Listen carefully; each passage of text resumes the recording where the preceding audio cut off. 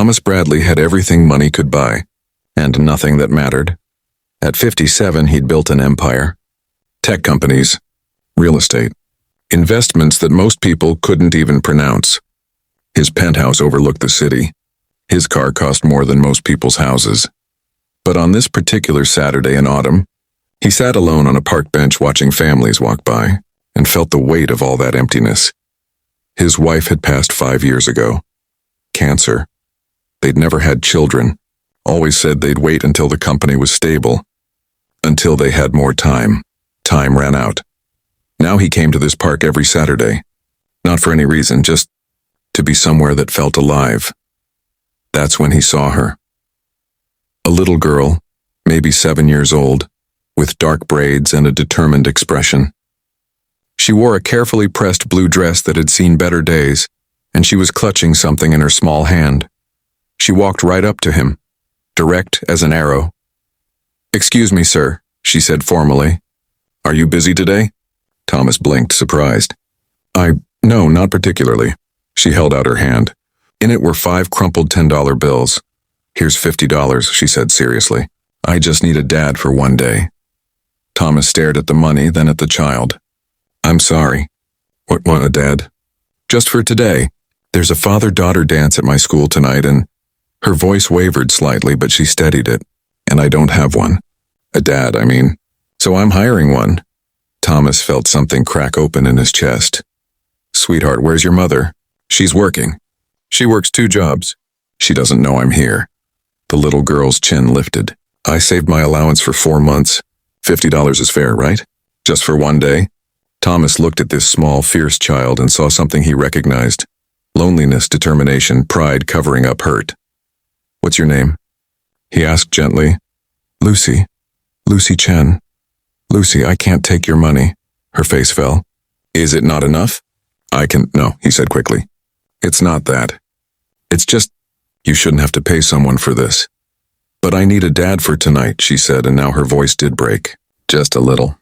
All the other kids will have their dads there, and I'll be the only one alone, and I just want to know what it feels like. Just once." Thomas's throat tightened. He thought of his empty penthouse, his empty Saturday, his empty life. "I'll make you a deal," he said. "I'll be your dad for the day. But I don't want your money. Instead, you have to let me take you to lunch first. And you have to tell me about yourself." "Deal?" Lucy studied him carefully. "You're not a bad person, are you?" "I try not to be." "Okay," she decided. "Deal." Over grilled cheese sandwiches at a diner, Lucy told him everything. Her mother, Jennifer, who worked as a nurse during the day and cleaned offices at night. The apartment they shared with Lucy's grandmother, who had arthritis and couldn't work anymore. How Lucy got herself to school every morning and did her homework at the hospital break room while her mother worked. "Mom says we're rich in love," Lucy said, dunking her sandwich in tomato soup. "But I think we're just regular poor." Thomas smiled despite the ache in his heart. "Your mother sounds like a remarkable woman."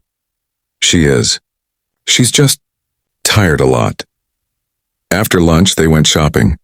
Lucy needed shoes for the dance. Her sneakers had holes. Thomas found himself in a children's store, helping a 7-year-old pick out patent leather shoes and a matching hairband.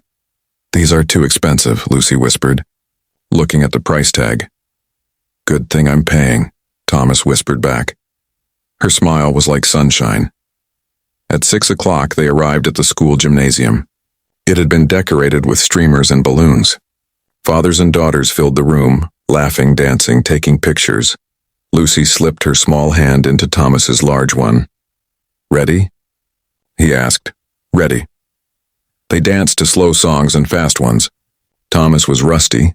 It had been years, but Lucy didn't seem to mind. She stood on his shoes for the waltzes, just like the other little girls with their fathers. During a break, she leaned against him, catching her breath. "Thomas?" she said quietly. "Yes?"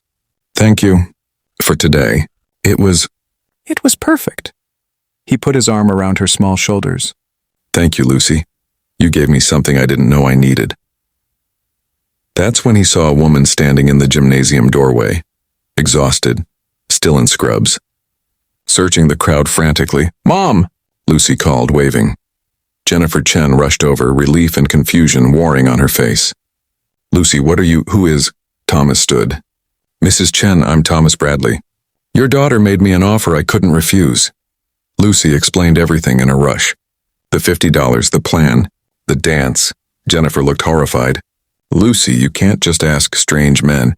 He's not strange, Mom, he's nice. And he was lonely, like me. Jennifer's eyes met Thomas's. He saw exhaustion there, but also fierce love, the kind of strength that comes from doing everything alone. I'm sorry, she said. I didn't know she'd... Don't apologize, Thomas said. She gave me the best day I've had in 5 years.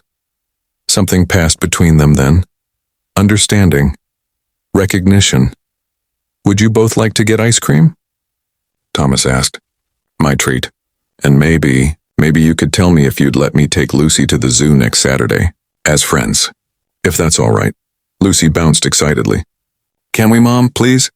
Jennifer looked at her daughter's shining face, at this well-dressed stranger who'd shown her child kindness.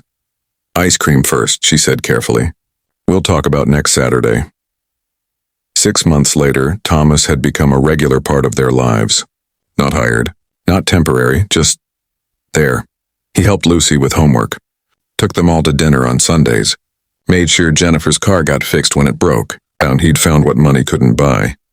Family, connection, purpose. All because a little girl had $50 and the courage to ask for what she needed. Sometimes the best investments aren't in companies or real estate. Sometimes they're in people who remind you what it means to be human, to be needed, to be loved, to be, even if just for one day at first, someone's dad.